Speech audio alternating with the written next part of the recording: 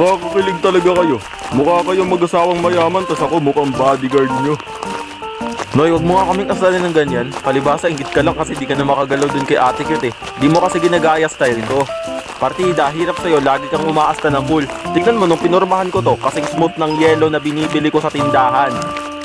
Di tulad nung sa'yo, mala Johnny Bravo yung galawan. Parang sabog ka dahil sa berdeng dahon. Eh wala na tayong magagawa. Signatura ko na yun eh.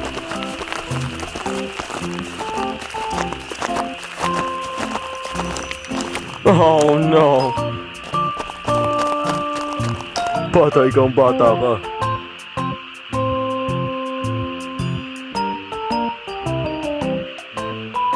Bakit? Ano yun? Wala yun. Siguro, may nakalimutan lang ako sa bahay.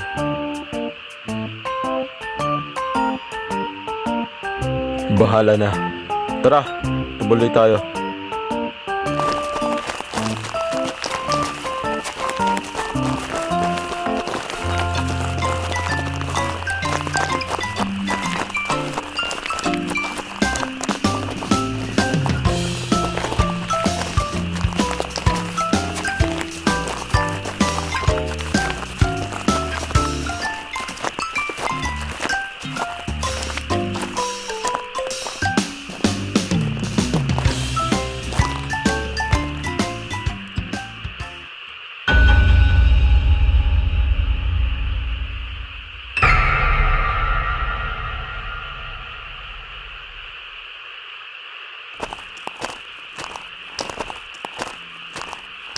Fudge.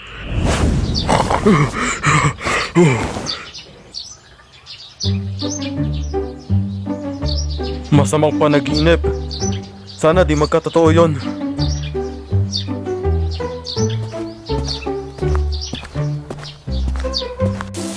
Bakit ko ba napanaginipan yung ganung bagay? Sus Mariosep, minumulto na ako ng konsensya ko sa ginawa ko nung nakaraan.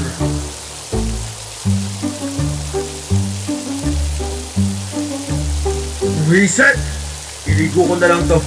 Please, tama na, brain cells. Nagkaka-migraine na ako sa bangungot na yon. Tama na! Tama na! Tama na! Tama na! Ah! Oh, nagchat pala si Nunoy, ang aga. Insan ah, dala tayo mamaya sa journalism. Sige, pupunta tayo mamayang gabi. Sakto, may kukwento pa naman ako sa'yo. Ano ba yun? Sige, kwento mo sa akin mamaya. Sige, magkita tayo mamaya. Habang naghihintay, doon kita kukwentuhan. Hanggang kailan mananatili itong bangungot na to sa isip ko? Sakit na sa dome! Kainis, bili nga muna ako ng soft drinks. Ano kaya ikukwento sa akin ni Insan?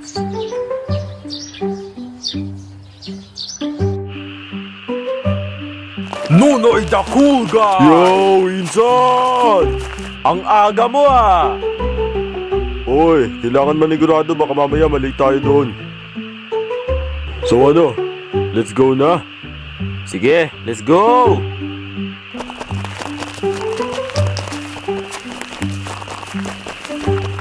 Kwento mo na nga sa akin yung mga pinagdaanan mo kaninang umaga.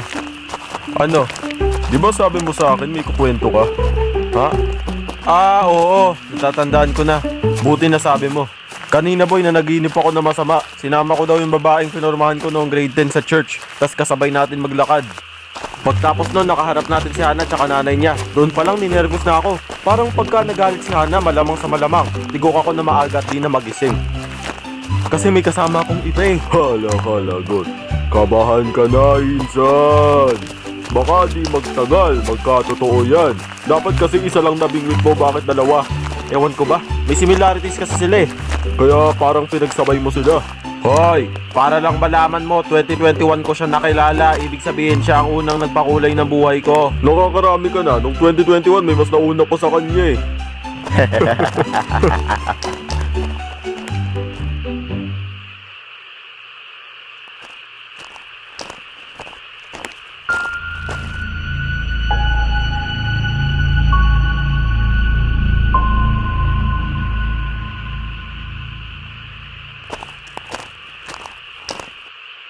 Ano, Pwede na ba pumasok?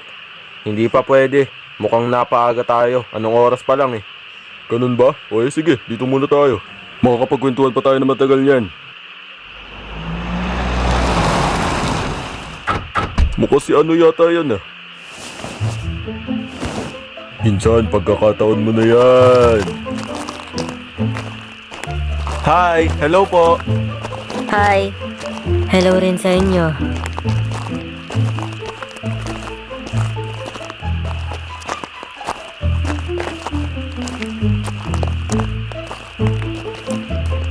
Ayos, nadali rin. Huwag kang maingay, Insan. Nagsisimula pa lang ako. Layunin mo na lang na hintayin siya. Good luck ah.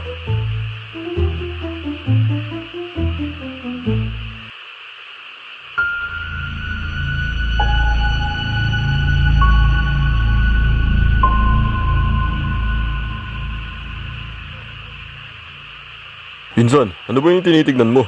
Wala. May nakikita kasi ako maitim na figure doon sa likod ng puno na yun. Puno? San banda? Doon sa likod ng puno, sa katabi ng bahay. Saan bang puno? Wala naman ako nakikitang maitim na hugis doon.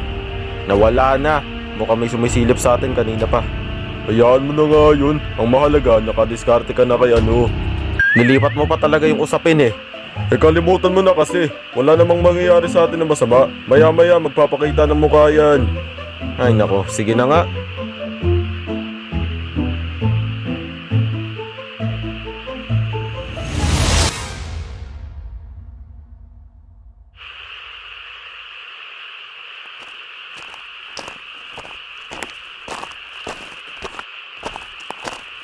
Ano na? Tapos ka na magsulat?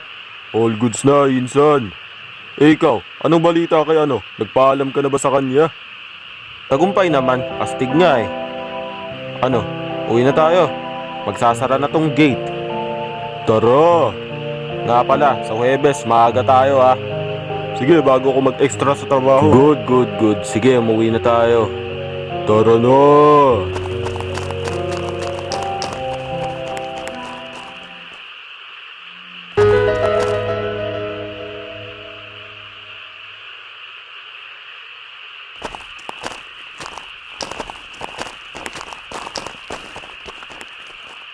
Insan, Oh, kung inaya ni Ka William si kambal mo, nasan siya kanina? Bakit wala? siguro nautakan niya si Ka William tapos hindi talaga siya sumipot. Sa pagkakakilala ko sa kambal ko, mautak yun kagaya ko. Kutob ko tayo ang pag-iinitan ni Toto. Kasi ang iisipin niya, tayo ang nasa likod ng pag-aya sa kanya ni Ka William. Nakakatakot pa naman yung kakambal mo.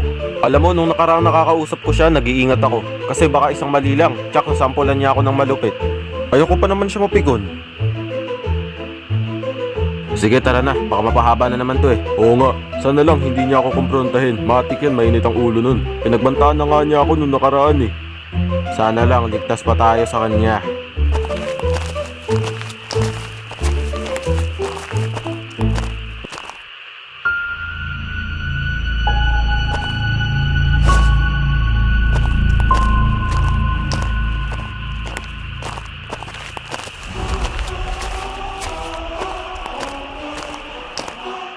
Insan, ano yung naririnig kong tugtog sa background?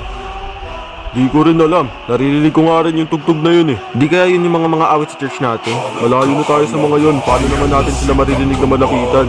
Baka sa kabilang bahay yun, may nagkakantahan. Oo nga eh, pero parang sa labas at malapitan ko pa rin naririnig. Nako, mukhang masama ang tugtog ko ah. Ayan na si Kakambal. Andito na kasi ang galit, parang galit sa mundo. Tol, Siya'y nakakatawa. Toto, ikaw pala yan. Pabuti naman at nakapunta ka. Kaya siya eh, mukhang napinitigon na siya eh. Lalo ka na din, Harvey, lumayas ka Oo, na. nagigilasan mo na tumakbo kasi Kasi Bismod na naman kakambal Patay mo! ka.